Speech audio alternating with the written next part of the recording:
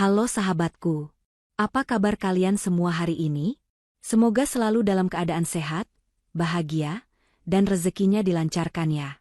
Senang sekali rasanya bisa menyapa kalian kembali di channel Cerita Momo. Sahabatku, pernahkah kalian membayangkan bagaimana rasanya sudah berkorban mati-matian, menguras tabungan pribadi demi menutupi gengsi keluarga, tapi balasannya justru hinaan? Kita dianggap benalu, dianggap beban, bahkan diusir dari rumah sendiri saat suami sedang berjuang mencari nafkah di negeri orang. Itulah pedihnya kisah yang akan kita bahas hari ini. Cerita tentang Azizah, seorang istri yang diam, sabar, tapi mematikan saat harga dirinya diinjak-injak oleh mertua dan iparnya sendiri. Kalian pasti akan dibuat gregetan, menangis, sekaligus puas dengan cara Azizah memberikan pelajaran hidup yang tak terlupakan bagi mereka. Nah, sebelum kita masuk ke dalam kisah yang penuh emosi ini, yuk dukung terus channel ini agar semakin semangat berkarya. Silakan tekan tombol like, subscribe, dan jangan lupa nyalakan lonceng notifikasinya ya. Dan mari kita saling sapa di bawah. Yuk, ramaikan kolom komentar dengan menuliskan nama kalian, asal kota, dan ketik kata, hadir. Aku ingin tahu nih, dari kota mana saja sih sahabat setia Cerita Momo yang sudah siap menyimak kisah hari ini? Sudah siap? Pasang sabuk pengaman emosi kalian, dan mari kita mulai kisahnya. Pagi itu, udara di teras rumah terasa begitu dingin, seolah mewakili perasaan gundah yang sedang menyelimuti hati Azizah. Koper-koper besar sudah tertata rapi di bagasi taksi online yang menunggu di depan pagar. Hari ini adalah hari keberangkatan Radit, suami tercinta Azizah, yang harus menunaikan tugas dinas ke luar negeri selama 3 bulan penuh.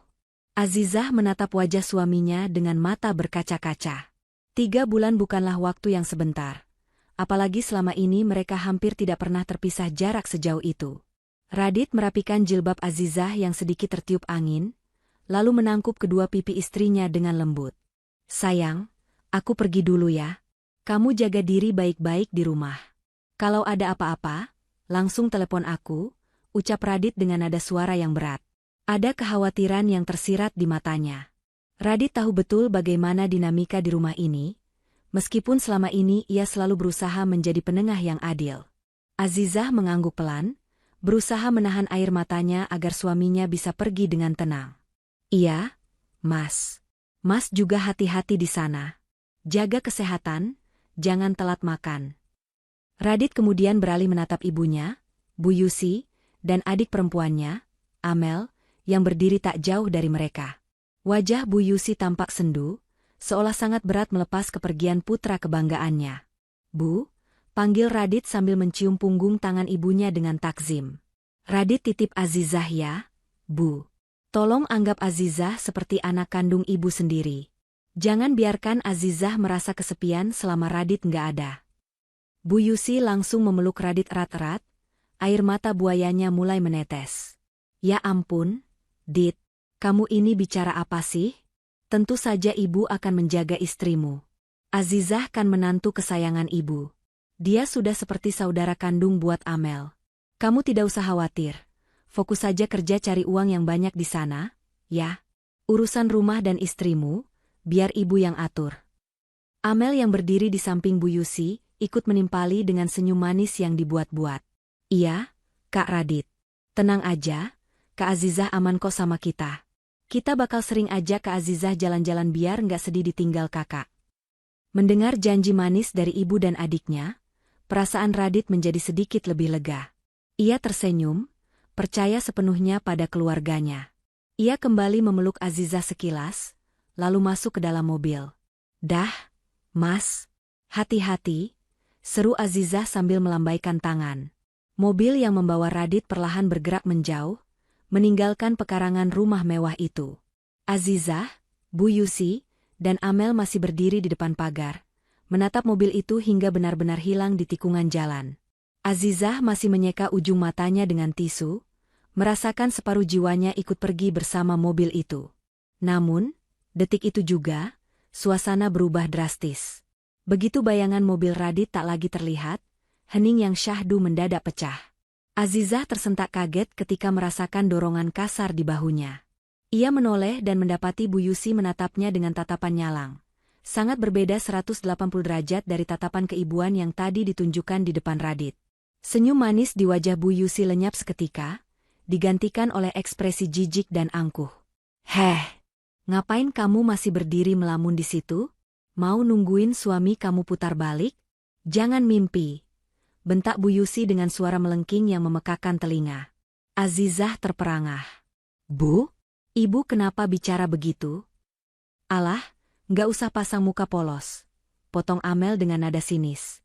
Gadis itu melipat kedua tangannya di dada, menatap Azizah dari ujung kepala sampai ujung kaki dengan tatapan meremehkan.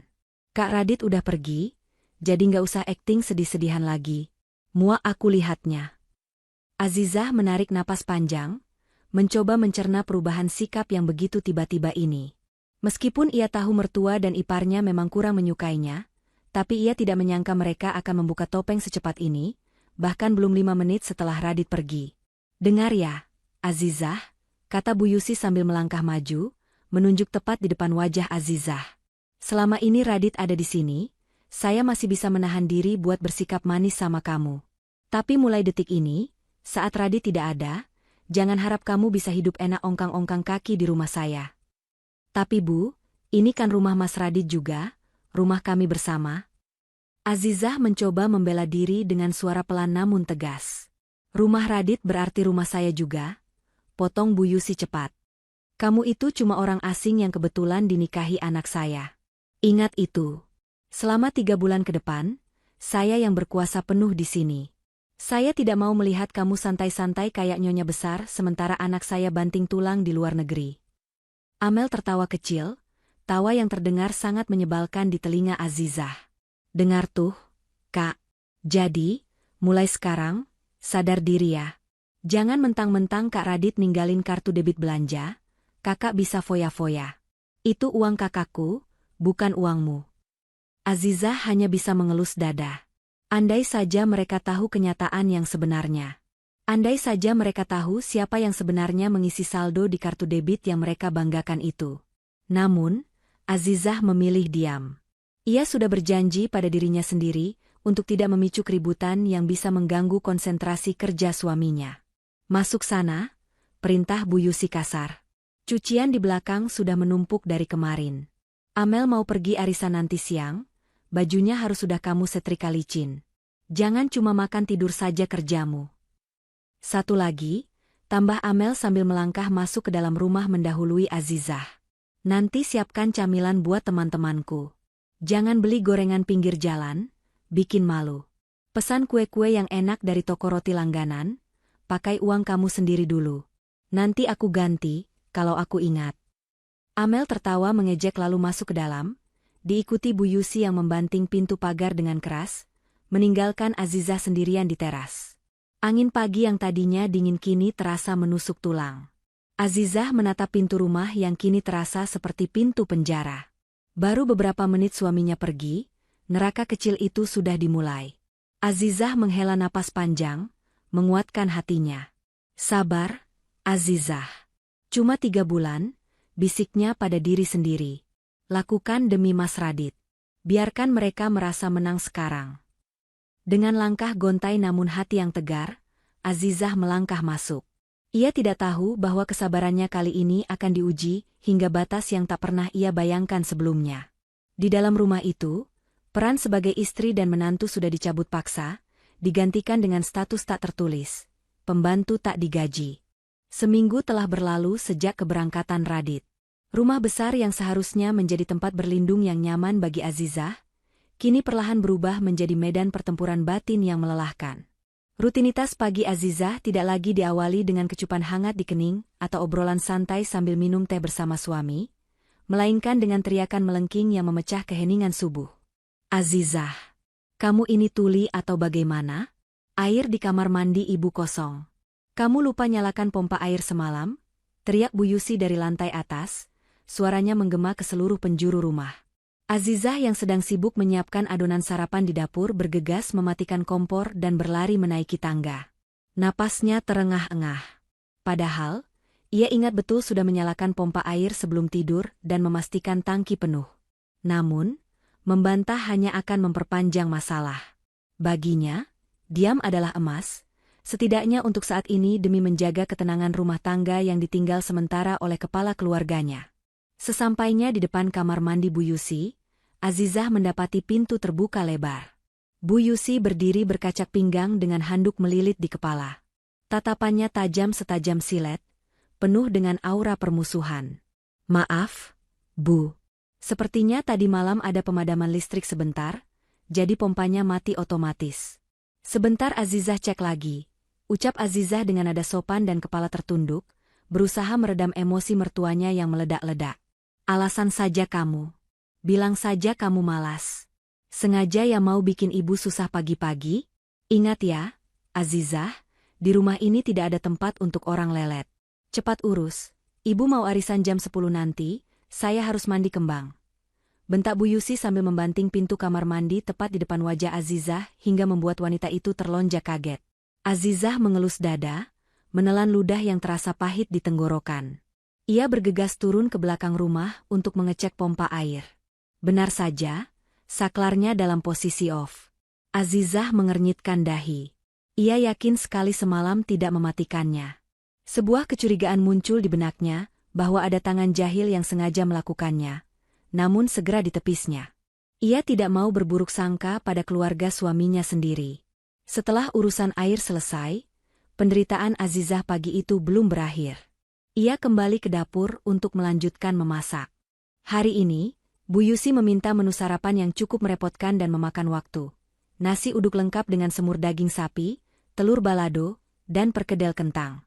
Azizah memasak dengan cekatan sendirian, keringat mulai membasahi pelipis dan punggungnya, namun tak ada satupun orang yang menawarkan bantuan. Saat makanan sudah tersaji rapi dan mengepul hangat di meja makan, Amel turun dari kamarnya dengan wajah bantal dan rambut yang masih acak-acakan. Gadis itu berjalan gontai menuju meja makan, menarik kursi dengan kasar hingga berdecit, lalu menatap hidangan di meja dengan tatapan meremehkan seolah melihat makanan sisa. "Yah, nasi uduk lagi? Perasaan baru 3 hari lalu makan nasi uduk. Kak Azizah nggak kreatif banget sih jadi perempuan.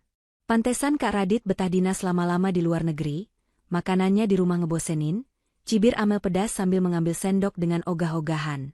Azizah yang sedang menuangkan teh hangat ke dalam cangkir hanya tersenyum tipis, mencoba tidak terpancing. "Mas Radit justru suka sekali nasi uduk buatan kakak. Mel, kalau kamu nggak suka, kakak bisa buatkan roti bakar sebentar." "Nggak usah. Nanti malah gosong lagi kayak waktu itu," tolak Amel ketus. Ia mulai menyendok nasi ke piringnya. Namun, tiba-tiba gerakan tangannya terhenti. Dengan sudut mata yang melirik licik, siku Amel dengan sengaja menyenggol gelas teh hangat yang baru saja diletakkan Azizah di dekatnya. Prang! Gelas pecah berkeping-keping di lantai keramik. Air teh yang masih panas menyiprat ke kaki Azizah yang hanya memakai sandal rumah terbuka, membuat wanita itu memekik pelan karena kaget dan perih akibat panas. "Aduh, panas!" Pekik Azizah refleks mundur sambil mengibaskan kakinya. Bukannya meminta maaf atau menolong, Amel justru berdecak kesal sambil mengangkat kakinya ke atas kursi seolah jijik terkena cipratan air. "Aduh, Kak Azizah, kalau naruh gelas itu yang bener dong. Lihat tuh, lantai jadi basah dan lengket. Pecahannya juga bahaya nih. Bersihin buruan. Aku mau makan jadi nggak selera gara-gara keteledoran kakak. Dasar ceroboh." Azizah menatap nanar ke arah iparnya. Jelas sekali gerakan siku Amel tadi disengaja.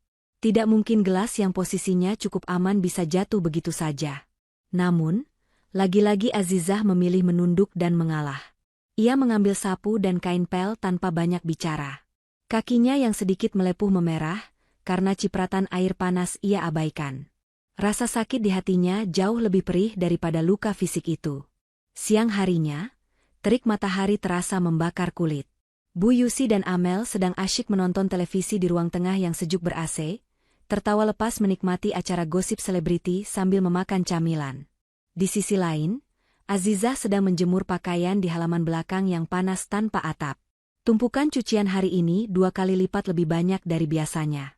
Hampir semua baju pesta dan baju kerja di lemari Amel dikeluarkan dengan alasan bau apek. Padahal Azizah tahu baju-baju itu baru dicuci bersih seminggu lalu. Keringat bercucuran membasahi gamis Azizah hingga lengket di badan. Kepalanya mulai terasa pening dan berkunang-kunang. Ia baru menyadari bahwa sejak pagi ia belum sempat sarapan sesendok nasi pun. Tadi, sisa nasi uduk yang ia masak habis dilahap Bu Yusi dan Amel yang nambah 2 piring. Bahkan sisa sedikit di panci pun dikeruk oleh Amel untuk diberikan ke kucing liar yang lewat dengan alasan, kasihan kucingnya lapar. Seolah tidak peduli bahwa kakak iparnya sendiri sedang menahan lapar. Dengan langkah lemah dan kerongkongan kering, Azizah masuk ke dalam rumah untuk mengambil air minum dingin. Tenggorokannya terasa seperti padang pasir. Saat ia melintasi ruang tengah menuju dapur, suara Bu Yusi menghentikan langkahnya. Mau kemana kamu? Tanya Bu Yusi tajam tanpa menoleh dari layar TV. Mau ambil minum sebentar. Bu? Haus sekali, jawab Azizah pelan. Kerjaan jemur baju sudah selesai belum?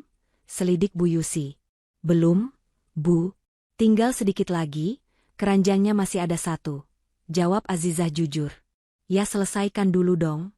Jangan kebiasaan kerja setengah-setengah terus ditinggal istirahat. Nanti kalau hujan turun gimana? Mau baju-baju mahal Amel itu rusak dan bau apek lagi? Dasar manja, kena panas sedikit saja sudah ngeluh. Dulu ibu seumuran kamu, sumur harus timba sendiri, cuci baju di sungai, gak kayak kamu sekarang serba enak pakai mesin cuci tinggal jemur. Sana balik lagi.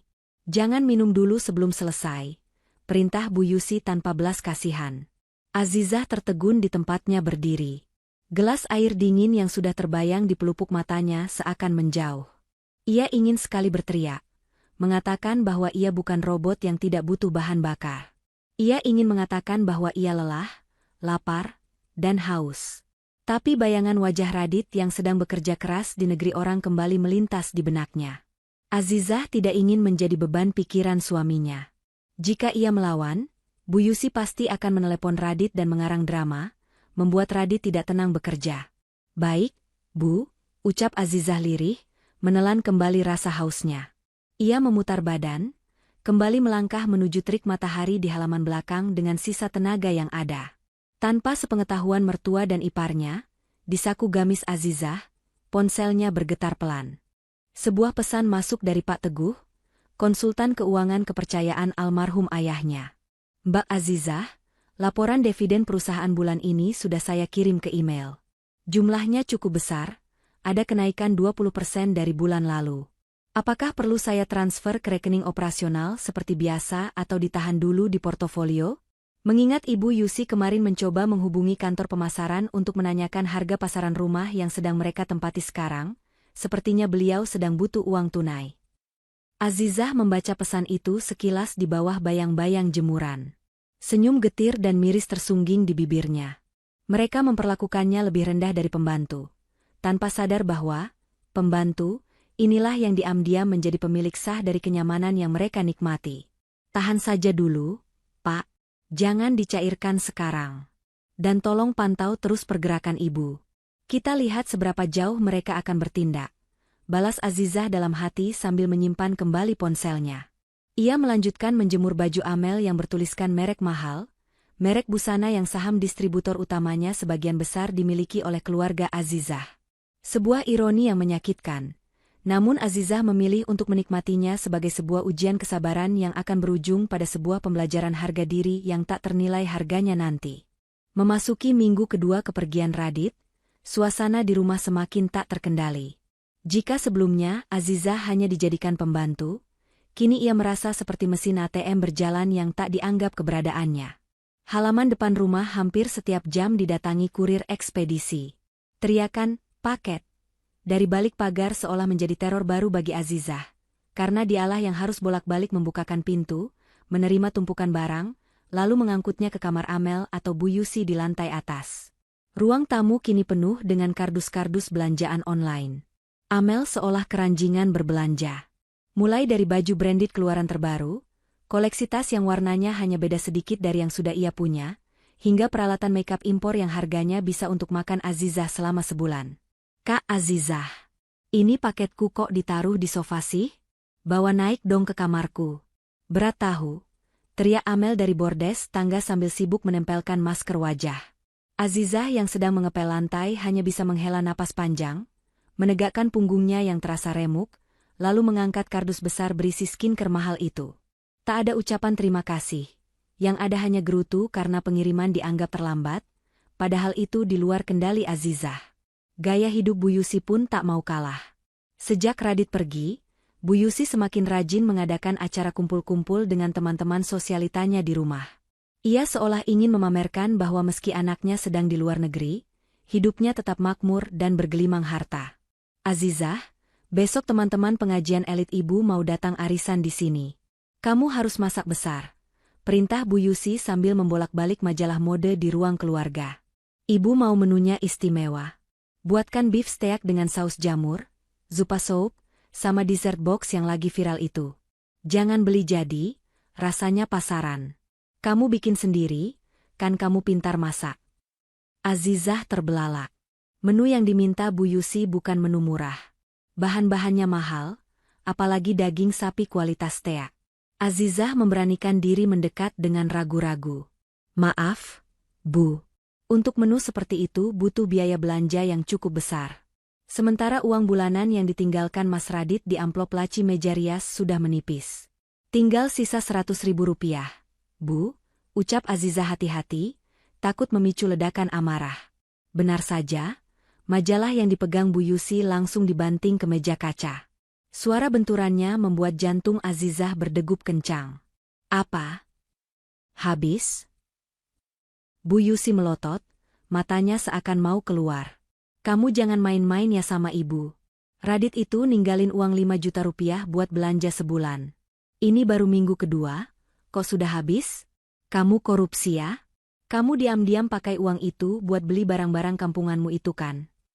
Demi Allah, tidak, Bu. Sanggah Azizah dengan suara bergetar.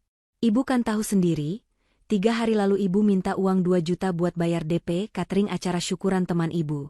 Terus Amel kemarin minta 1,5 juta tunai buat bayar treatment wajah, karena kartu debitnya limit. Sisanya habis buat belanja harian dan bayar listrik yang bengkak, karena AC di kamar ibu dan Amel nyala 24 jam. Jangan hitung-hitungan sama mertua dan ipar sendiri. Itu namanya pelit. Potong Bu Yusi tak mau kalah. Lagian Radit itu anak saya, uang dia ya uang saya juga. Kalau habis, itu salah kamu yang gak becus atur keuangan. Pokoknya ibu gak mau tahu, besok meja makan harus penuh dengan menu yang ibu minta.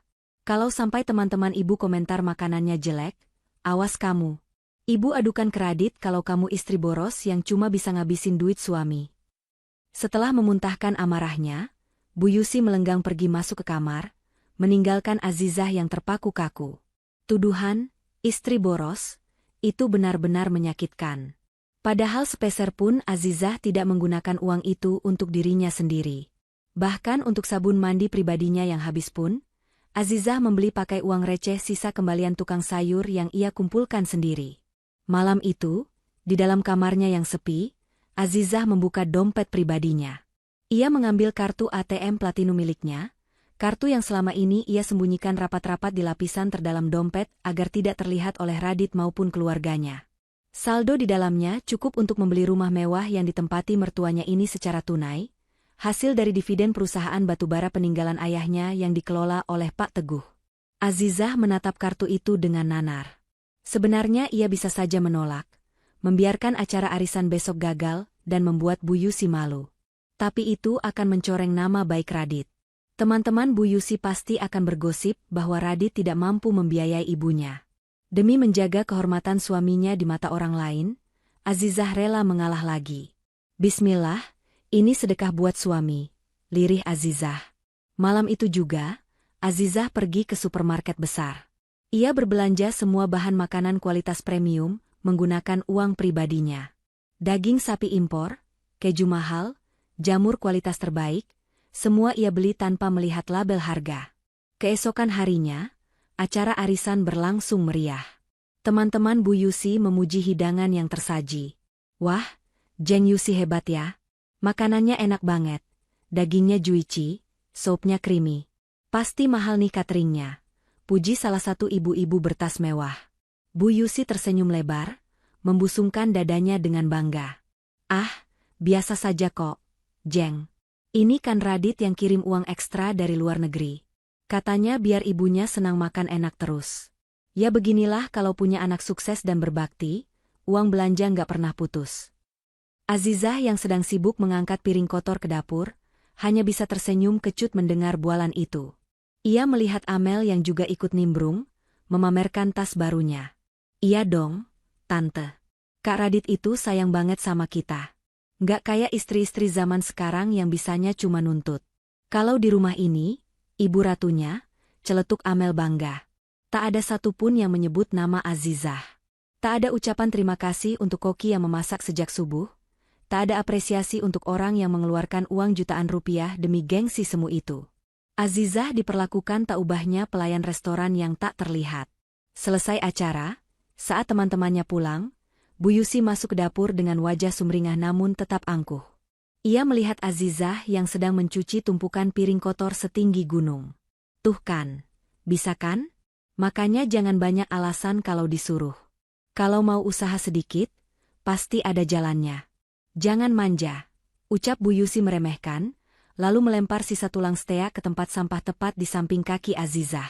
Bersihkan sekalian sampahnya. Jangan sampai besok pagi masih bau amis. Azizah tidak menjawab. Ia hanya mengangguk pelan, terus menggosok piring dengan spons yang berbusa.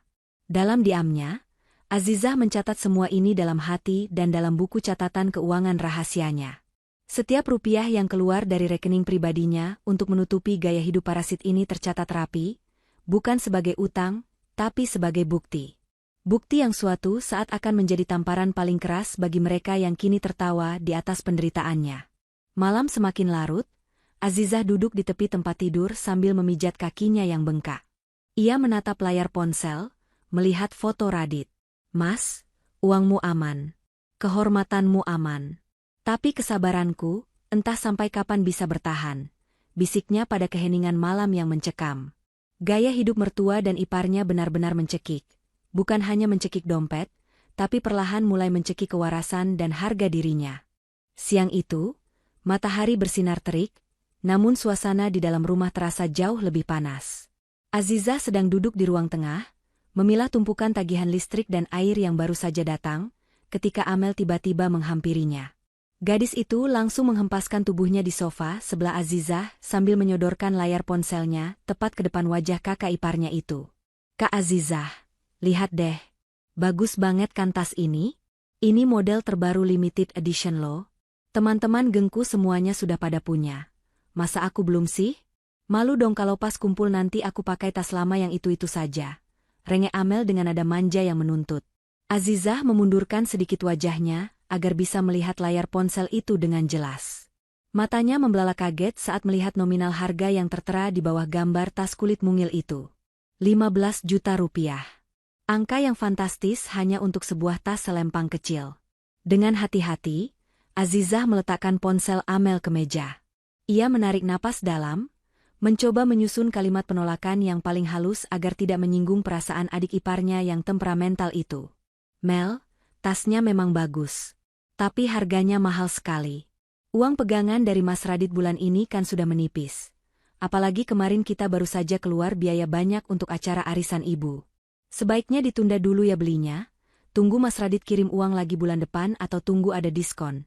Bujuk Azizah lembut. Raut wajah Amel seketika berubah masam.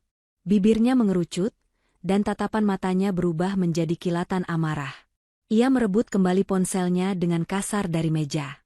Alah, alasan. Bilang saja kakak pelit. Kakak nggak mau kan lihat aku tampil cantik dan keren di depan teman-temanku? Padahal Kak Radit itu gajinya besar.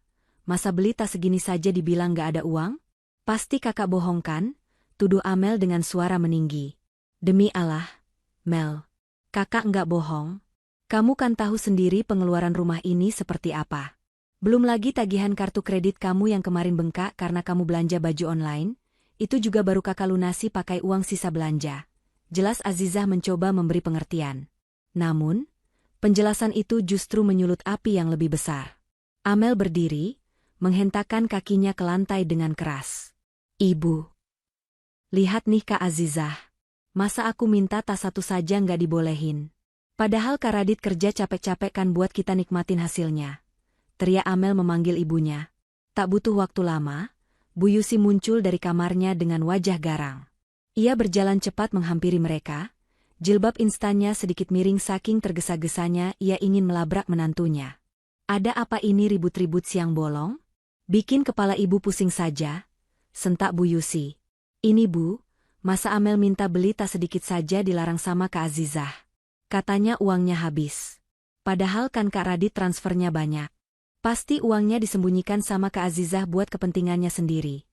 Adu Amel sambil memasang wajah memelas yang dibuat-buat, memutarbalikkan fakta seenaknya. Bu Yusi langsung berkacak pinggang, matanya menatap Azizah dengan tuduhan yang menyakitkan. Oh, jadi begitu kelakuan kamu di belakang Radit? Kamu korupsi uang suami ya? Kamu kemanakan uang jatah belanja yang dikirim anak saya? Jangan-jangan kamu diam-diam kirim ke kampung buat keluargamu ya? Azizah terperanjat mendengar tuduhan keji itu. Hatinya mencelos. Kedua orang tuanya sudah meninggal dan meninggalkan warisan yang cukup. Ia sama sekali tidak pernah mengirim uang Radit untuk siapapun. Justru sebaliknya, uang pribadinya lah yang menopang hidup mereka. Astagfirullah, Bu. Azizah tidak pernah sepeser pun mengambil hak ibu atau Amel. Uang itu memang benar-benar habis untuk kebutuhan rumah ini yang sangat besar. Kemarin saja tagihan kartu kredit Amel sampai 5 juta rupiah karena over limit. Azizah lunasi agar tidak kena bunga dan denda. Belum lagi listrik, air, dan... Cukup, potong Bu Yusi keras, tidak mau mendengar penjelasan rinci yang memojokkan anaknya. Jangan bawa-bawa utang Amel. Wajar kalau Amel belanja, dia itu adiknya Radit. Radit kerja keras memang untuk membahagiakan adik dan ibunya. Kalau kamu bayarin utang Amel, itu sudah kewajiban kamu sebagai kakak ipar. Jangan diungkit-ungkit, dasar pamrih. Azizah terdiam, lidahnya terasa keluh. Logika Bu Yusi benar-benar sudah tertutup oleh ego dan keserakahan. Membayar utang gaya hidup ipar dianggap kewajiban, sementara menolak permintaan barang mewah dianggap pelit dan korupsi. Dengar ya, Azizah, lanjut Bu Yusi dengan nada mengancam, jari telunjuknya menuding-nuding wajah Azizah. Kamu itu di sini cuma istri. Tugasmu mengatur uang biar cukup buat kebutuhan kami, bukan membatasi keinginan kami. Kalau Radit kirim uang kurang, itu artinya kamu yang gak becus ngatur. Jangan malah menyalahkan Amel yang mau beli tas. Dasar istri boros. Bisanya cuma menghabiskan uang suami tapi hasilnya gak kelihatan. Benar tuh, Bu, timpal Amel penuh kemenangan. Pasti dia beli skincare mahal atau baju diam-diam tapi gak bilang kita. Lihat tuh mukanya, sok polos padahal licik. Mulai sekarang, Ibu tidak percaya lagi sama kamu pegang uang. Putus Bu Yusi sepihak. Nanti kalau Radit transfer lagi, Ibu yang akan pegang semua akses keuangannya. Kamu cukup Ibu kasih jatah makan harian saja seperti pembantu. Biar kamu tahu rasa dan gak bisa maling uang anak saya lagi. Setelah mengucapkan kalimat yang meremukan harga diri itu, Bu Yusi menggandeng tangan Amel dan membawanya pergi masuk ke kamar, meninggalkan Azizah yang terpaku sendirian di ruang tengah. Air mata yang sejak tadi ditahannya, akhirnya menetes juga membasahi pipi. Dituduh sebagai istri boros dan maling, di saat dirinya justru menjadi donatur tunggal kelangsungan hidup rumah tangga ini, adalah sebuah ironi yang sangat menyakitkan. Azizah menghapus air matanya kasar. Ia kembali mengambil buku catatan keuangan dari laci meja. Dengan tangan gemetar namun hati yang mulai membaja, ia mencatat kejadian hari ini. Tanggal sekian, permintaan tas 15 juta rupiah ditolak. Pelunasan kartu kredit Amel 5 juta rupiah. Sumber dana, pribadi Azizah. Status, dituduh korupsi dan istri boros. Azizah menutup buku itu rapat-rapat. Baiklah, Bu. Jika Ibu ingin memegang kendali keuangan Mas Radit, silakan. Saya akan biarkan Ibu melihat sendiri seberapa banyak uang Mas Radit yang sebenarnya tanpa suntikan dana dari saya. Gumam Azizah lirih. Sebuah rencana mulai tersusun rapi di benaknya. Jika mereka menginginkan transparansi, maka Azizah akan memberikan transparansi yang paling menyakitkan yang pernah mereka bayangkan. Malam itu, suasana di ruang makan terasa begitu dingin dan mencekam, seolah ada badai besar yang siap menghantam kapan saja. Aroma masakan yang seharusnya menggugah selera justru terasa hambar di hidung Azizah. Tubuhnya terasa remuk redam. Sejak pagi buta, ia sudah disuruh membersihkan gudang belakang yang penuh debu oleh Bu Yusi. lalu lanjut mencuci gorden-gorden tebal yang berat tanpa bantuan mesin cuci karena alasan, biar lebih bersih. Azizah meletakkan mangkuk besar berisi sup iga sapi di tengah meja makan. Asap mengepul membawa aroma rempah yang kuat. Ini adalah menu permintaan Amel. Dengan tangan yang sedikit gemetar karena kelelahan dan lapar, Azizah mengambil piring kosong untuk dirinya sendiri. Sejak siang, ia belum makan apapun karena Bu Yusi melarangnya istirahat sebelum gudang bersih total. Namun, baru saja pantat Azizah menyentuh kursi, suara gebrakan meja yang keras membuat jantungnya seakan copot. Brak! Bu Yusi memukul meja makan dengan telapak tangannya yang terbuka lebar. Piring dan gelas berdenting ngeri. Amel yang sedang asyik menyendok nasi sampai terlonjak kaget. Namun sedetik kemudian ia tersenyum sinis melihat ibunya menatap tajam ke arah Azizah. "Heh, siapa yang suruh kamu duduk di situ?" bentak Bu Yusi dengan mata melotot, urat-urat lehernya menonjol menahan amarah yang entah dari mana asalnya. Azizah terdiam, masih memegang piring kosongnya. "Maaf, Bu. Azizah mau makan sebentar." "Azizah belum makan dari pagi." "Makan? Kamu pikir ini restoran gratis?" potong Bu Yusi kasar. Ia berdiri dari kursinya, menunjuk wajah Azizah dengan jari telunjuk yang gemetar. "Kamu itu di rumah ini cuma bisa menghabiskan beras. Kerjaannya nggak ada yang becus, tapi makannya paling banyak. Lihat itu Radit, anak saya banting tulang di luar negeri, kepanasan, kehujanan, cuma buat kasih makan istri yang nggak tahu diri kayak kamu."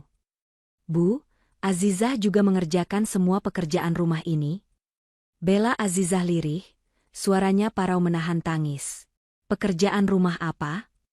Itu kewajiban kamu sebagai istri. Jangan merasa berjasa," teriak Bu Yusi semakin menjadi-jadi. Napasnya memburu. Kebencian yang entah didasari apa seolah tumpah ruah malam ini. Mungkin karena Bu Yusi kesal melihat saldo ATM Radit yang ternyata tidak sebanyak dugaannya setelah ia ambil alih, dan ia melampiaskan kekecewaan itu pada Azizah. Bu Yusi mendekatkan wajahnya ke wajah Azizah, lalu mengucapkan kalimat yang akan menjadi titik balik segalanya. "Dengar baik-baik, Azizah. Mulai besok, kamu harus bekerja dan urus hidupmu sendiri. Jangan cuma numpang di rumah anak saya. Dasar istri beban suami. Makan saja harus kami yang kasih. Kalau kamu mau makan, cari uang sendiri. Jangan jadi benalu yang nempel terus di punggung suami." Kata-kata itu meluncur tajam, menusuk tepat ke ulu hati Azizah. Istri beban suami. Benalu. Numpang. Amel tertawa renyah sambil menyuapkan potongan daging empuk ke mulutnya, seolah menikmati pertunjukan sirkus. "Dengar tuh, Kak, malu dong sama kucing. Kucing aja cari makan sendiri, masa manusia bisanya cuma nunggu disuapin." Suasana hening seketika. Hanya terdengar denting sendok Amel yang beradu dengan piring. Azizah tidak menjawab. Ia tidak menangis. Ia tidak berteriak. Wajahnya yang tadinya lelah dan sendu, perlahan berubah datar. Tatapan matanya yang biasanya hangat dan penuh pengalah, kini berubah menjadi dingin dan kosong. Sesuatu di dalam diri Azizah telah patah, namun sekaligus bangkit dalam bentuk yang lain. Perlahan, Azizah meletakkan kembali piring kosong itu ke meja tanpa suara. Ia menatap Bu Yusi dan Amel bergantian selama beberapa detik. Tatapan itu begitu dalam dan tajam, hingga membuat tawa Amel terhenti sejenak, karena merasa tidak nyaman. Tanpa mengucapkan sepatah kata pun, Azizah berdiri. Ia membalikkan badan dan melangkah meninggalkan ruang makan yang penuh dengan makanan lezat hasil keringatnya sendiri. "Heh, mau kemana kamu?" Ibu belum selesai bicara, teriak Bu Yusi yang merasa diabaikan. "Awas ya kalau besok pagi kamu masih minta uang makan sama saya. Saya tidak akan kasih sepeser pun." Azizah terus berjalan, menulikan telinganya. Langkah kakinya mantap menuju kamarnya. Sesampainya di kamar, ia mengunci pintu rapat-rapat. Malam itu, tidak ada air mata yang tumpah. Azizah menarik koper besar dari atas lemari. Dengan gerakan cepat dan efisien, ia mulai memasukkan pakaian-pakaiannya. Tidak banyak yang ia bawa, hanya barang-barang penting miliknya.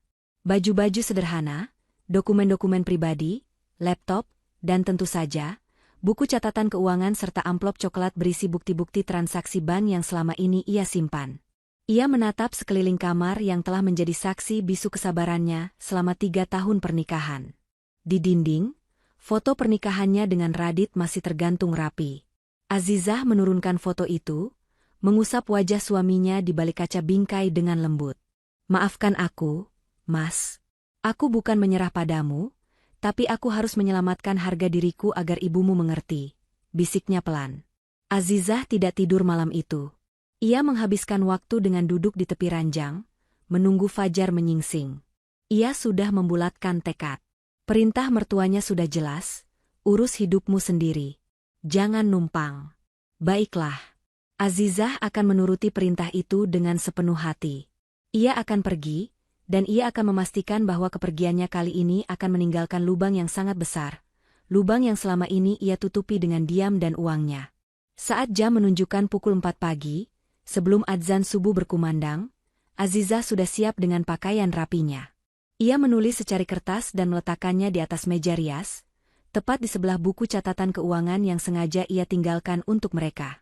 Azizah menyeret kopernya keluar kamar dengan hati-hati agar roda koper tidak menimbulkan suara gaduh. Rumah masih gelap gulita. Bu Yusi dan Amel pasti masih terlelap dalam tidur nyenyak mereka. Perut kenyang setelah memakan hidangan yang dimasak oleh orang yang mereka sebut benalu. Azizah membuka pintu depan, menghirup udara subuh yang dingin namun terasa membebaskan. Sebuah mobil jemputan online yang ia pesan sudah menunggu di depan pagar. Tanpa menoleh lagi ke belakang, Azizah masuk ke dalam mobil. "Jalan, Pak," ucapnya datar. Mobil pun melaju membelah keheningan pagi, membawa Azizah pergi dari rumah yang telah menggoreskan luka teramat dalam di hatinya. Sang tiang penopang telah pergi, dan kini bangunan rapuh yang ditinggalkannya itu hanya tinggal menunggu waktu untuk runtuh. Matahari sudah sepenggalah naik, cahayanya menerobos masuk melalui celah-celah gorden kamar mewah Bu Yusi yang masih tertutup rapat. Jarum jam di dinding menunjukkan pukul 9 pagi, waktu yang sangat terlambat untuk memulai hari bagi kebanyakan orang. Namun menjadi hal lumrah bagi Bu Yusi dan Amel yang terbiasa hidup dimanjakan. Bu Yusi menggeliat pelan, matanya mengerjap menyesuaikan cahaya. Hal pertama yang ia rasakan adalah perutnya yang berkeriuk lapar. Biasanya, jam segini aroma nasi goreng mentega atau bubur ayam buatan Azizah sudah menyelinap masuk ke kamarnya, menggugah selera makan.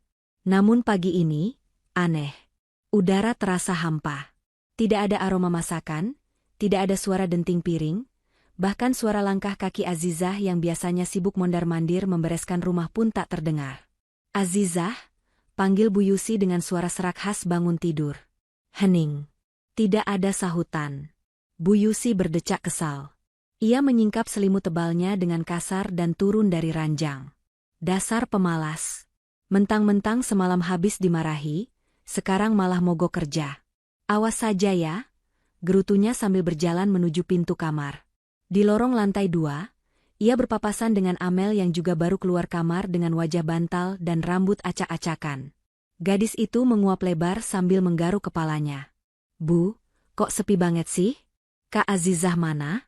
Aku lapar nih, mau minta bikinin pancake," rengek Amel dengan nada manja. "Tahu tuh iparmu. Dipanggil dari tadi nggak nyahut.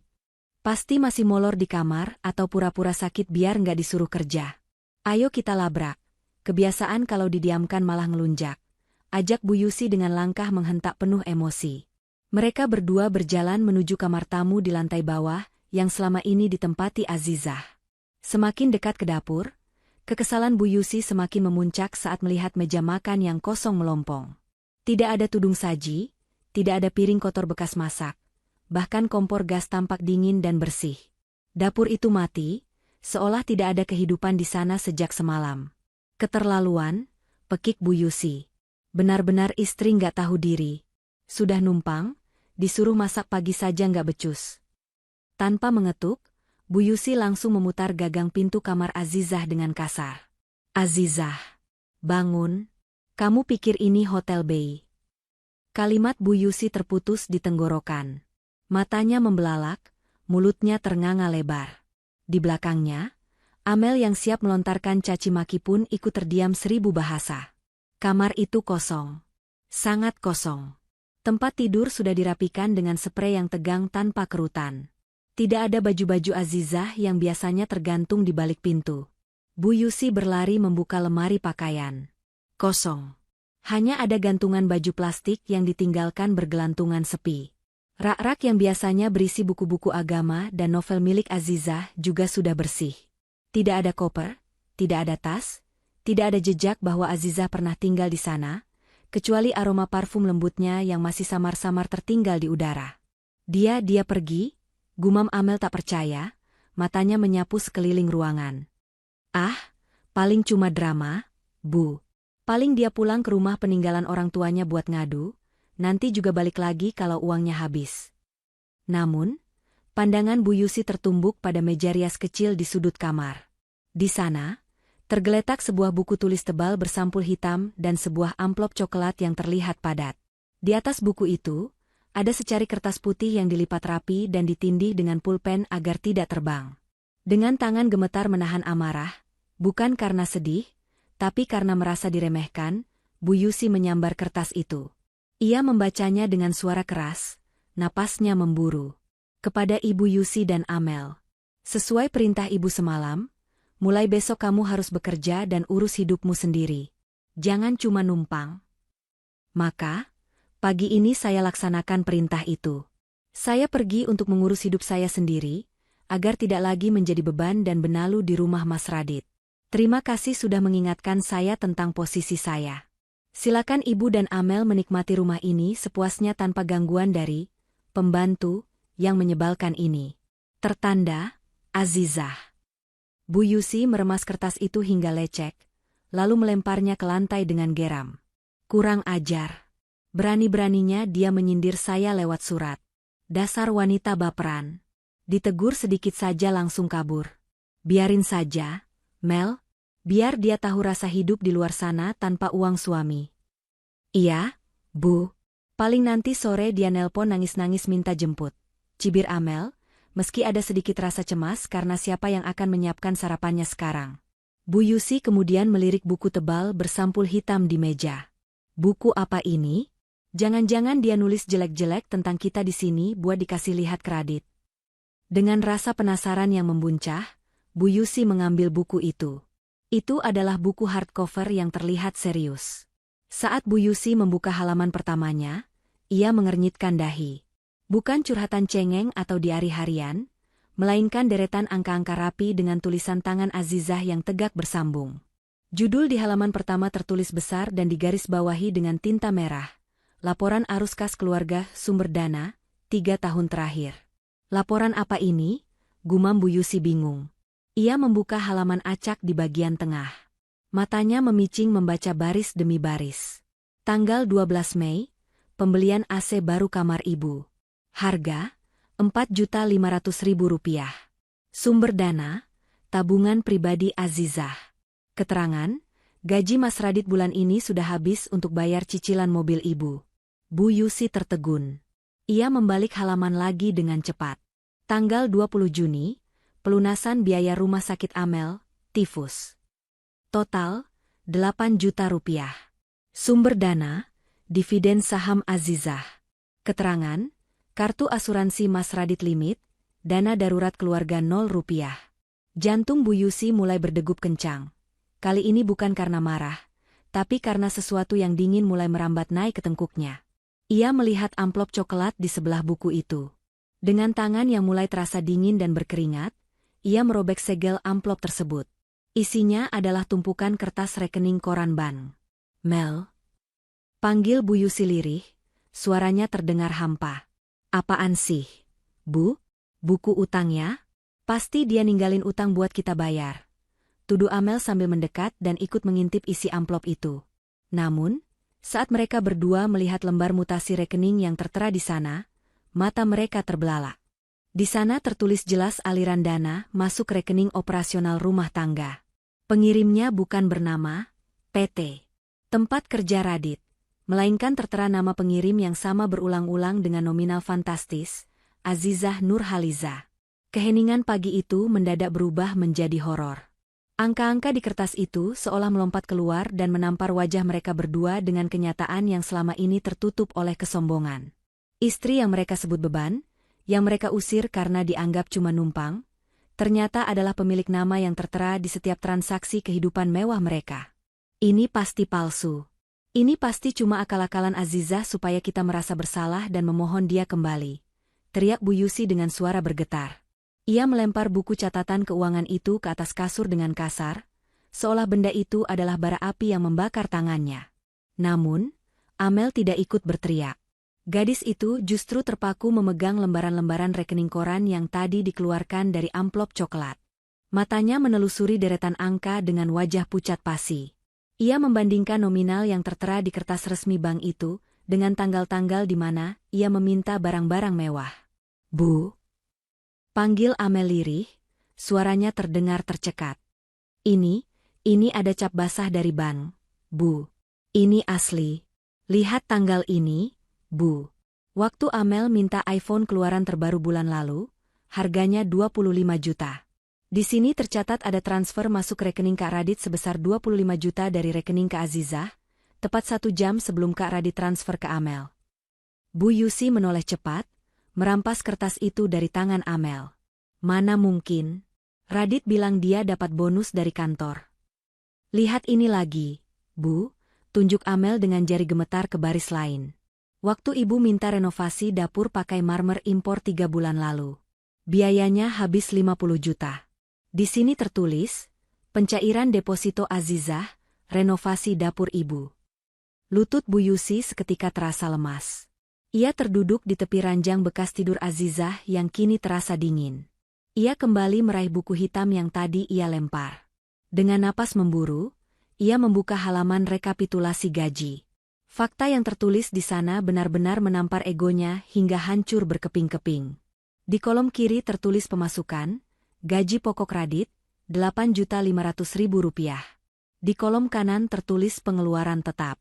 Cicilan mobil ibu, Rp5 juta. Listrik air, AC 3 unit nonstop Rp2.500.000. Belanja sayur omakan harian, Rp4 juta. Skincare jajan Amel, Rp3 juta. Arisan ibu, Rp2 juta. Di bawahnya, Azizah menuliskan sebuah perhitungan sederhana dengan tinta merah menyala. Total pengeluaran rutin, Rp16.500.000 total gaji suami. Rp8.500.000 defisit, kekurangan, per bulan, minus Rp8 juta. Bu Yusi membelalak. Matanya berkaca-kaca membaca catatan kecil di bawah angka minus itu. Kekurangan Rp8 juta setiap bulan ditutup menggunakan hasil dividen warisan ayah saya. Mas Radit tidak pernah tahu rincian ini, karena saya yang mengatur agar dia tetap terlihat hebat dan mampu di mata ibu dan Amel.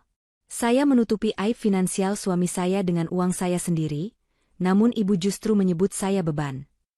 Ruangan itu mendadak terasa menyempit dan menghimpit dada Bu Yusi. Selama ini, ia selalu membanggakan Radit di depan teman-temannya.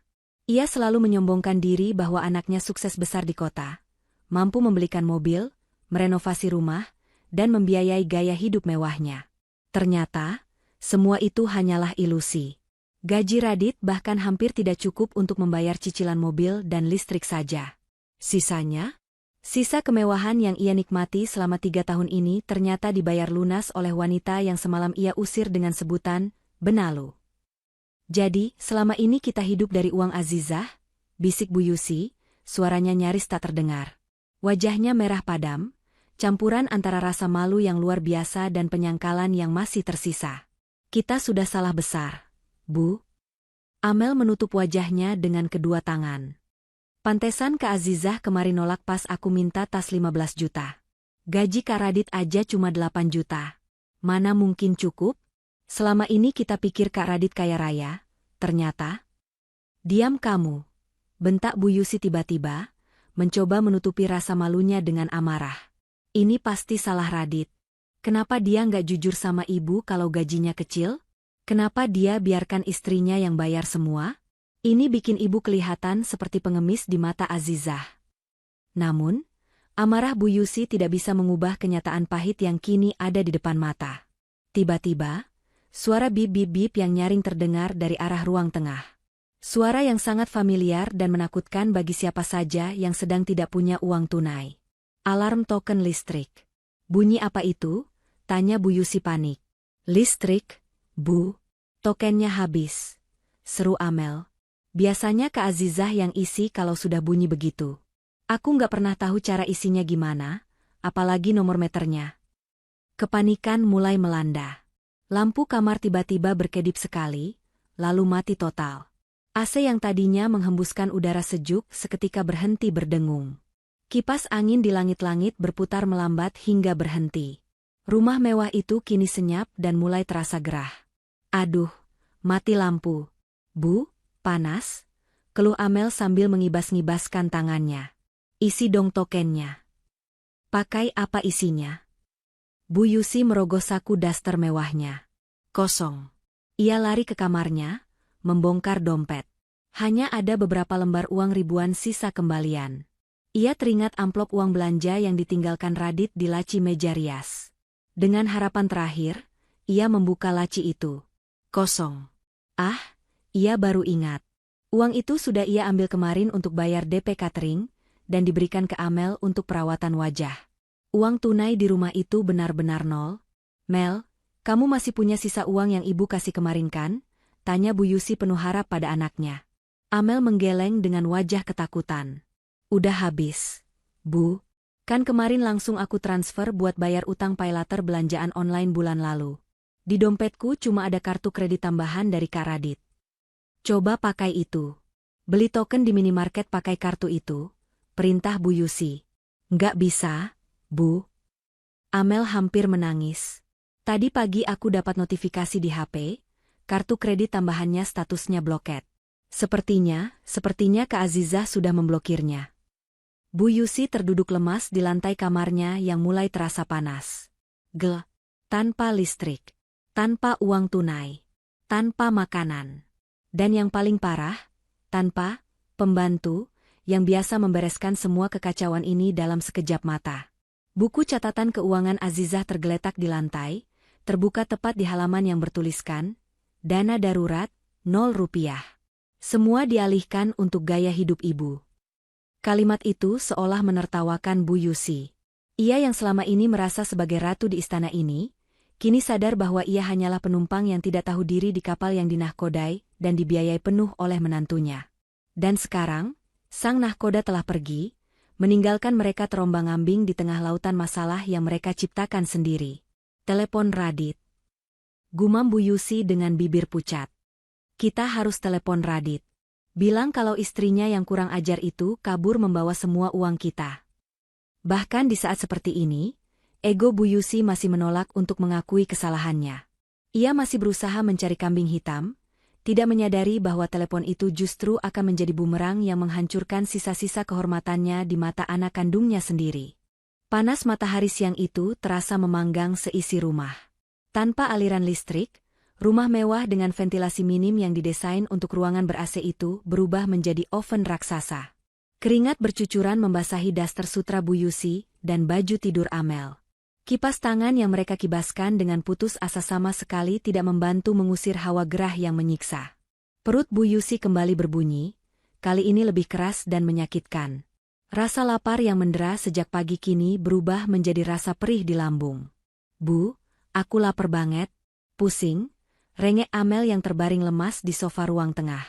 Wajahnya pucat, riasan make-up sisa semalam sudah luntur bercampur keringat. Ayo kita pesan makanan online. Bu, bayar tunai saja nanti kalau datang. Bayar pakai apa, Amel? Sentak Bu Yusi dengan napas memburu. Kamu lihat sendiri dompet ibu kosong. Uang di laci sudah habis. Kita nggak punya uang tunai sepeser pun di rumah ini. Terus kita mau mati kelaparan di sini. Amel mulai menangis histeris. Ini semua gara-gara Kak Azizah. Awas aja kalau dia balik, aku suruh dia masak seharian buat ganti rugi. Di tengah rengekan Amel yang memekakan telinga, tiba-tiba terdengar suara gedoran keras di pagar depan. Dok, dok, dok, Bu Yusi, Bu Yusi, ada orang di rumah enggak? Suara teriakan itu terdengar nyaring dan tidak sabaran. Bu Yusi mengernyit. Itu bukan suara kurir paket, bukan pula suara tamu teman arisannya. Itu suara Bu Marni, pemilik warung sayur dan agen sembako di ujung komplek. Dengan langkah gontai dan hati berdebar, Bu Yusi memaksakan diri berjalan ke depan. Ia berharap Bu Marni datang mengantar pesanan camilan yang mungkin lupa ia bayar, dan ia bisa berutang dulu dengan alasan klise, dompet ketinggalan di atas. Begitu pagar dibuka, Bu Yusi mendapati Bu Marni berdiri dengan wajah masam, tangan kanannya memegang buku catatan kecil yang lecek. Di belakang Bu Marni, beberapa tetangga yang lewat tampak melirik-lirik ingin tahu. Bu Marni, ada apa ya siang-siang teriak-teriak? Ganggu istirahat saya saja. Ujar Bu Yusi berusaha mempertahankan sisa-sisa kewibawaannya, mengangkat dagu tinggi-tinggi. Gak usah banyak gaya deh, Bu, potong Bu Marni ketus tanpa basa-basi. Saya kesini mau nagih utang. Sudah 2 minggu ini ibu ambil barang-barang mahal terus. Daging impor, buah anggur Shine Muscat, beras organik, minyak goreng 5 karton. Totalnya jadi 1.800.000. Mata Bu Yusi melotot. Hah? Apa-apaan kamu? Sembarangan nagih.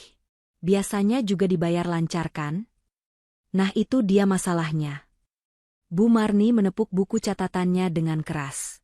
Biasanya menantu ibu, Mbak Azizah, yang datang ke warung setiap hari Jumat buat lunasin semua bon ibu dan Mbak Amel. Mbak Azizah selalu bayar lunas, nggak pernah nunggak. Tapi Jumat kemarin Mbak Azizah nggak datang. Saya wacentang 1. Karena saya dengar Mbak Azizah pergi, ya saya tagih ke ibunya lah. Masa makan mau, bayar nggak mau? Wajah Bu Yusi merah padam. Rasa malu menjalar cepat dari leher hingga ke ubun-ubun. Tetangga yang lewat mulai berhenti, berbisik-bisik sambil menunjuk ke arahnya. Ternyata selama ini, hobi, ngutang, di warung tetangga yang ia lakukan dengan santai selalu dibereskan oleh Azizah tanpa banyak bicara. Azizah menutup aib kerakusannya agar nama baik keluarga tetap terjaga di mata tetangga. Saya lagi nggak pegang uang tunai sekarang, Bu Marni. Nanti sore saya transfer. Elak Bu Yusi gagap. Alah, alasan klasik. Cibir Bu Marni. Pokoknya saya nggak mau tahu. Besok pagi kalau nggak dibayar, saya lapor ke Pak RT. Malu dong, rumah gedongan, mobil mentereng, tapi utang sembako hampir 2 juta nunggak. Setelah meludah ke tanah sebagai tanda kekesalan, Bu Marni berbalik pergi, meninggalkan Bu Yusi yang mematung di pagar. Harga dirinya hancur lebur di aspal panas siang itu. Ia buru-buru menutup pagar dan menguncinya rapat-rapat, seolah ingin bersembunyi dari tatapan menghakimi dunia luar. Masuk kembali ke dalam rumah, Bu Yusi disambut oleh Amel yang sedang memegang gelas kosong di depan dispenser. Bu, air galon habis, ucap Amel dengan suara parau. Tetes terakhir sudah aku minum tadi pagi.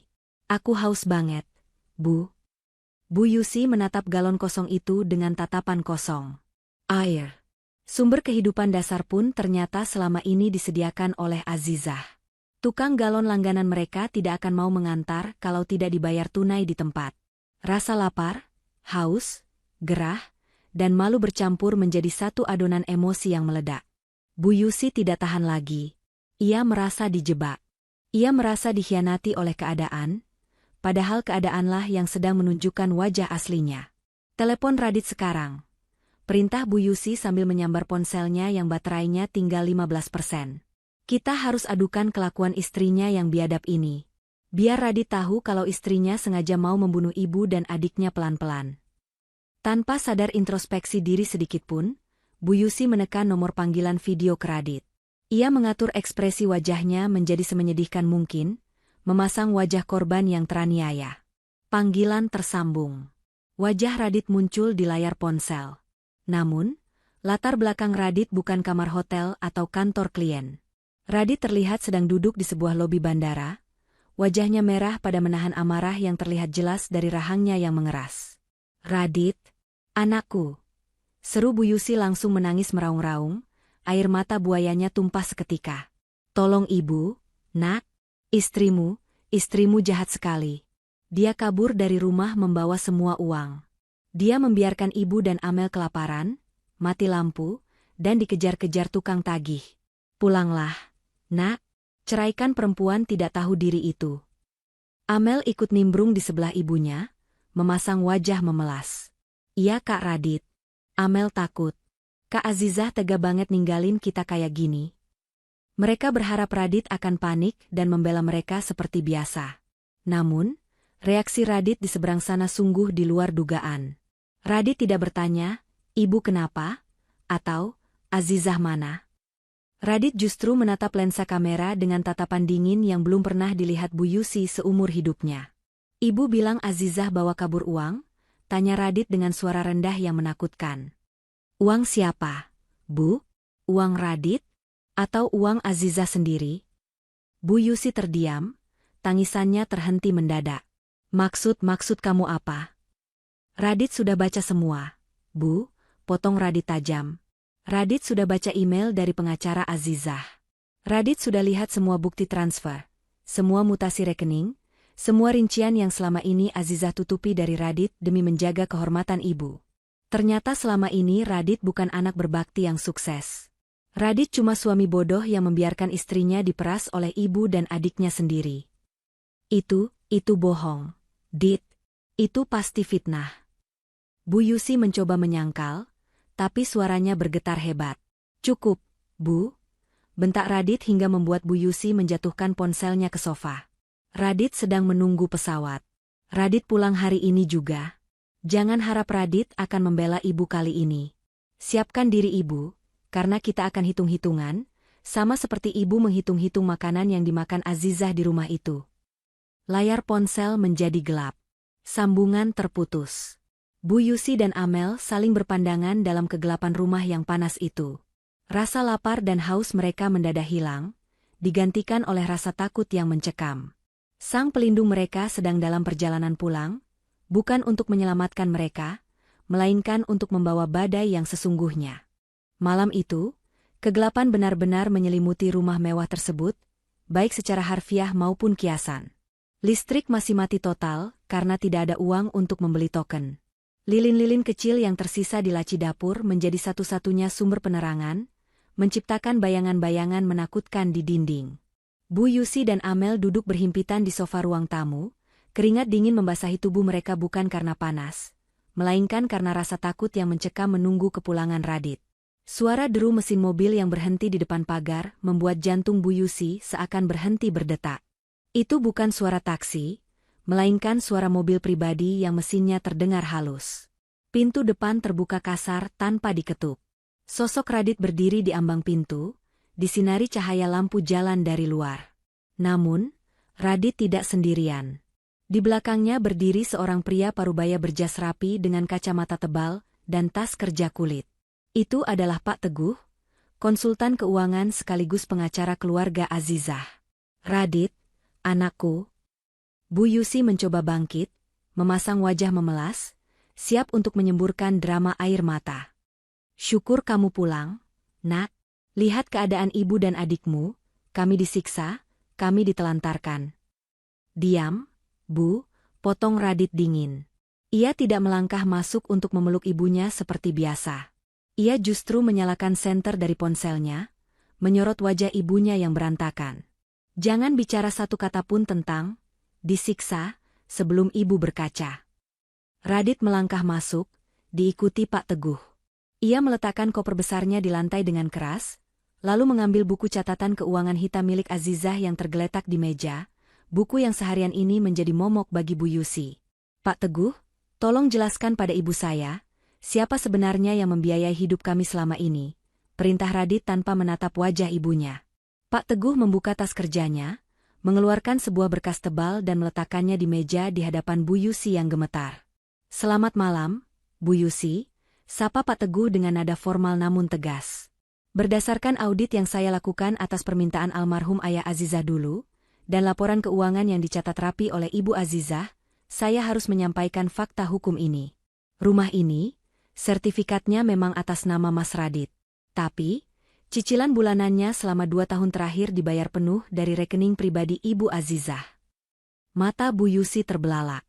"Ah, apa? Bukan hanya itu," lanjut Pak Teguh.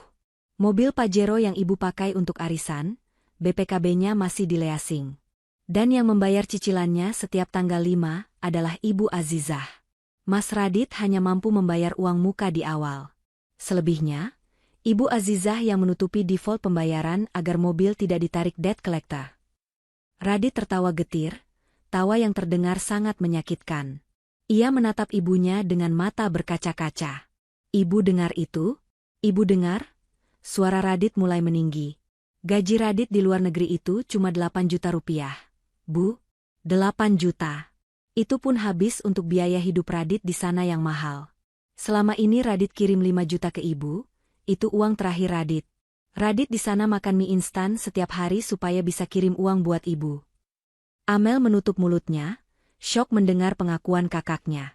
Tapi ternyata, Radit menunjuk buku hitam itu dengan tangan gemetar. 5 juta itu nggak ada artinya buat gaya hidup ibu dan Amel. Cicilan mobil 5 juta, listrik 2 juta, belanja, arisan, skincare Amel, totalnya 16 juta sebulan. Dari mana sisa 11 jutanya? Bu, dari mana? Bu Yusi terdiam 1000 bahasa. Lidahnya keluh. Dari istri yang ibu panggil, beban. Teriak Radit, air matanya akhirnya tumpah. Azizah menutupi kekurangan 11 juta itu setiap bulan pakai uang warisan ayahnya. Dia diam, Bu. Dia nggak pernah ngeluh ke Radit. Dia jaga harga diri Radit di depan ibu supaya Radit terlihat seperti anak sukses yang bisa bahagiakan orang tua. Dia korbankan tabungannya demi gengsi ibu. Radit mendekati ibunya, menatap lekat-lekat mata wanita yang melahirkannya itu. Dan apa balasan ibu? Ibu usir dia? Ibu bilang dia numpang? Ibu bilang dia benalu? Padahal ibu dan Amel yang lintah darat di rumah ini. Ibu tidak tahu, Dit, ibu pikir kamu kaya. Cicit Bu Yusi membela diri, masih mencoba mencari pembenaran. Karena ibu nggak pernah mau tanya. Ibu cuma mau terima beres. Sentak Radit. Azizah itu pemilik saham mayoritas di perusahaan tambang, Bu. Dia bisa beli 10 rumah kayak gini tunai kalau dia mau. Dia mau hidup sederhana sama Radit karena dia cinta sama Radit, bukan karena hartanya.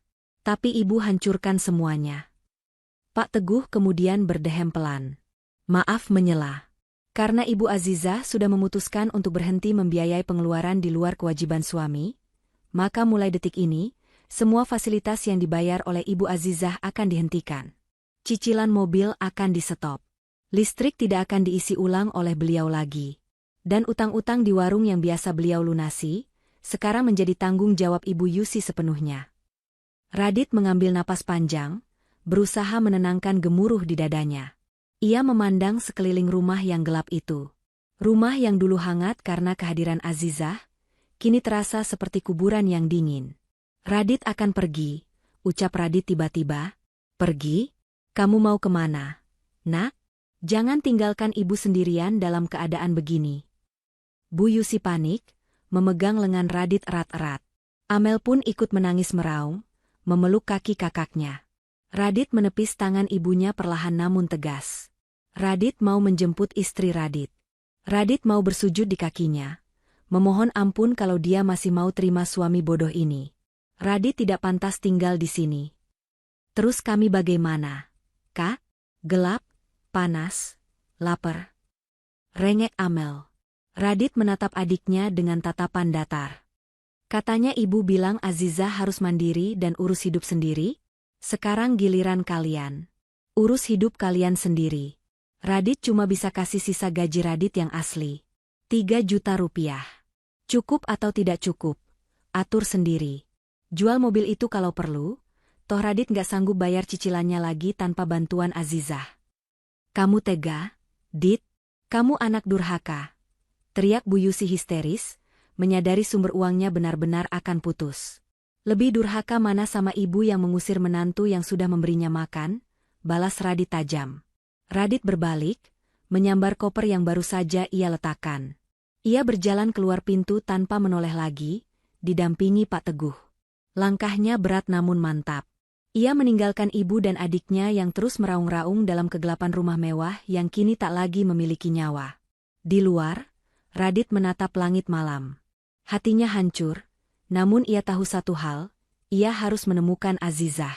Bukan untuk meminta uangnya kembali, tapi untuk mengembalikan mahkota ratu yang sempat ia biarkan jatuh ke tanah. Malam itu menjadi saksi bisu runtuhnya kesombongan keluarga yang dibangun di atas pondasi pengorbanan orang lain yang tak dihargai. Sebuah rumah bergaya klasik dengan halaman yang asri, menjadi saksi bisu pertemuan malam itu. Radit berdiri di depan pagar rumah peninggalan orang tua Azizah. Tangannya gemetar saat menekan bel. Tak lama kemudian, pintu terbuka. Sosok wanita yang sangat ia rindukan berdiri di sana, mengenakan gamis sederhana namun wajahnya memancarkan ketenangan yang luar biasa. "Mas Radit," sapa Azizah pelan, tak menyangka suaminya pulang secepat ini. Tanpa berkata apa-apa, Radit langsung menghambur memeluk istrinya. Ia menangis terseduh-seduh di bahu Azizah, menumpahkan segala penyesalan yang menghimpit dadanya. Tubuh lelaki itu terguncang hebat. "Maafkan aku, Zah, maafkan aku." Racau Radit di sela tangisnya. "Aku suami yang gagal. Aku membiarkanmu dihina di rumahku sendiri. Aku buta, Zah. Aku benar-benar buta." Azizah tidak menolak pelukan itu. Ia membiarkan suaminya menangis, tangan lembutnya mengusap punggung Radit dengan sabar. Tidak ada dendam di matanya, hanya ada kelegaan karena kebenaran akhirnya terungkap. "Masuk dulu, Mas." Malu dilihat tetangga, ucap Azizah lembut. Di ruang tamu yang hangat, Radit duduk bersimpuh di kaki Azizah. Ia menceritakan bagaimana ia membongkar semua kebohongan ibunya, bagaimana ia membaca buku catatan keuangan itu, dan bagaimana ia meninggalkan rumah ibunya yang kini gelap gulita. "Aku akan membawamu pergi, Zah. Kita kontrak rumah kecil saja tidak apa-apa, asal aku bisa melindungimu. Aku nggak mau kamu injak rumah neraka itu lagi," janji Radit sungguh-sungguh. Belum sempat Azizah menjawab, terdengar suara keributan di depan pagar. Ternyata Bu Yusi dan Amel nekat menyusul Radit menggunakan ojek pangkalan. Penampilan mereka sangat kacau. Bu Yusi yang biasanya tampil glamor, kini terlihat kusut dengan daster yang belum diganti, sementara mata Amel bengkak karena kebanyakan menangis. Mereka menerobos masuk ke halaman dan langsung bersimpuh di teras saat melihat Azizah dan Radit. "Azizah, menantuku sayang," seru Bu Yusi dengan suara parau, mencoba meraih tangan Azizah. "Ibu minta maaf, Nak. Ibu hilaf. Ibu benar-benar tidak tahu kalau kamu yang selama ini membiayai kami. Pulanglah, Nak. Rumah sepi tanpa kamu, tidak ada yang masak, listrik mati." Amel ikut menangis. "Iya Kak Azizah, maafin Amel. Amel janji nggak akan minta tas mahal lagi. Tolong bayarin token listriknya, Kak. Panas banget di sana." Azizah menatap mertua dan iparnya itu dengan tatapan datar. Permintaan maaf mereka terdengar hampa, lebih terdengar sebagai permohonan dana talangan daripada penyesalan tulus dari hati. Mereka meminta maaf karena fasilitas mereka dicabut, bukan karena merasa bersalah telah melukai hati manusia lain. Azizah mundur selangkah, menarik tangannya perlahan dari genggaman Bu Yusi.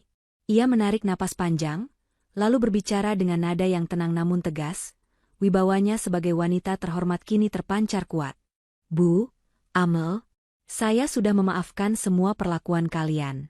Sebagai sesama manusia, saya tidak boleh menyimpan dendam," ucap Azizah. Wajah Bu Yusi langsung cerah. "Alhamdulillah. Kalau begitu ayo kita pulang sekarang. Nak, kita nyalakan listriknya, kamu masak yang enak ya." "Tunggu, saya belum selesai bicara," potong Azizah, membuat senyum Bu Yusi lenyap seketika. "Memaafkan bukan berarti melupakan, Bu. Dan memaafkan bukan berarti saya bodoh untuk kembali masuk ke lubang yang sama." Azizah menatap Radit, meminta dukungan suaminya lewat sorot mata. Radit mengangguk mantap, berdiri di samping istrinya dan merangkul bahunya erat. "Saya tidak akan kembali ke rumah itu," lanjut Azizah tegas. "Rumah itu terlalu sempit untuk harga diri saya. Kalian mengusir saya saat mengira saya miskin dan menjadi beban. Sekarang, saat tahu saya punya uang, kalian memanggil saya kembali? Maaf, Bu. Kehormatan saya tidak bisa dibeli dengan kata maaf yang terlambat." "Tapi Radit anak ibu. Dia harus tinggal sama ibu," protes Bu Yusi panik. Radit menggeleng kuat. "Tidak, Bu. Tempat seorang suami adalah di samping istrinya. Radit akan tinggal di sini bersama Azizah. Mulai bulan depan, Radit hanya akan kirim uang 3 juta rupiah untuk ibu dan Amel. Mobil Pajero besok akan ditarik leasing karena Azizah sudah stop pembayarannya. Belajarlah hidup sesuai kemampuan Radit yang sebenarnya, bukan hidup dari belas kasihan istri Radit yang ibu hina. 3 juta? Mana cukup buat makan dan arisan? Pekik Amel histeris. Cukupkanlah. Atau Amel, kamu bisa mulai cari kerja seperti yang ibu suruh ke Azizah waktu itu. Ingat kata-kata ibu? Jangan cuma numpang, urus hidupmu sendiri, sindir Radit telak. Bu Yusi dan Amel terdiam, tertohok oleh kata-kata mereka sendiri yang kini berbalik menyerang bagaikan bumerang. Mereka menatap Azizah yang berdiri tegak di samping Radit. Wanita itu bukan lagi pembantu yang bisa mereka injak. Dia adalah ratu yang sesungguhnya, yang selama ini menyamar menjadi rakyat jelata. Malam itu berakhir dengan keputusan mutlak. Radit menutup pintu rumah Azizah, membiarkan ibu dan adiknya pulang dengan kekalahan telak. Di dalam rumah, Radit kembali memeluk istrinya. Terima kasih sudah bertahan sejauh ini, Zah. Sekarang, biarkan aku yang menjadi tiang penopangmu yang sesungguhnya, bisik Radit. Azizah tersenyum, air mata haru menetes. Badai telah berlalu. Benalu telah dipangkas. Kini, mereka bisa membangun rumah tangga yang sebenarnya, yang dibangun di atas pondasi kejujuran, bukan di atas tumpukan gengsi dan kebohongan. Sang tiang penopang kini bisa bersandar dengan tenang, karena ia tahu, suaminya telah kembali menjadi pelindung yang sejati. Pesan moral, jangan pernah menilai seseorang hanya dari penampilan luarnya, dan jangan pernah meremehkan orang yang diam dan sabar. Seringkali, orang yang kita anggap beban atau tidak berdaya, justru adalah orang yang paling berjasa menopang hidup kita. Hiduplah sesuai kemampuan, buanglah gengsi, dan hargailah pasanganmu sebelum penyesalan datang terlambat saat mereka memilih pergi membawa serta segala keberkahan yang mereka miliki.